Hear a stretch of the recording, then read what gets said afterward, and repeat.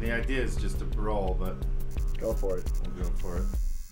We're here in Jackson Hole, Wyoming right now with Ian McIntosh, and this is On the Couch. Well, I grew up in the Kootenays in BC, Canada, and my whole family's avid skiers. They all rip in their own right. My grandfather's still a ski instructor, he's 82.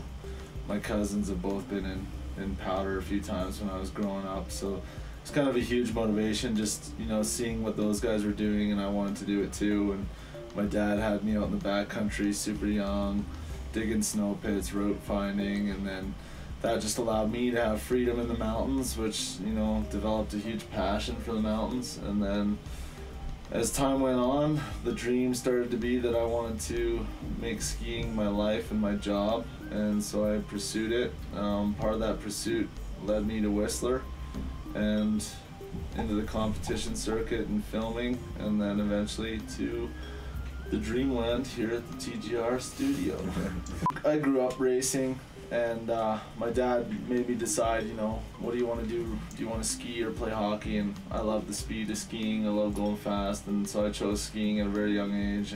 And just, you know, traveling the Kootenays, ski racing when I was young, I'd always end up places like Nelson and stuff where it was below or waist deep POW, and I always found myself way more stoked on riding POW than making it to my race run. And so eventually I just quit that whole scene. Stoked I did it. It gave me a lot of the skills and fundamentals of skiing that I needed, but I quit that and just started POW skiing for fun. And at that point didn't really know that I was going to be pursuing skiing as a job or a career, but eventually that's where it led me. Did that kind of help mold the type of skier that you are today? Just like super hard charging, fast stuff? Yeah, I mean, I think I've always just liked going fast, you know, like when I was super little, my mom's got some pretty hilarious stories of me charging down the mountain and just ragdolling.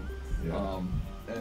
I just like speed, and that's how it was when I was racing, and then yeah, it eventually led to where I am today, and I think it definitely influences the way I try and ski and approach the mountains. I want to pick a line that's going to be fast.